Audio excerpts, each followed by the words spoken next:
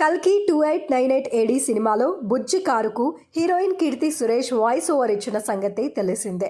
பல யுத்தங்கள பார்த்த சோல்ஜர், ஒரு ஃபைட்ல கூட தோக்காத record holder, the undefeated, the one and only Bhairava. ఆమె డబ్బింగ్ చెబుతున్న వీడియోను మూవీ టీం తాజాగా విడుదల చేసింది.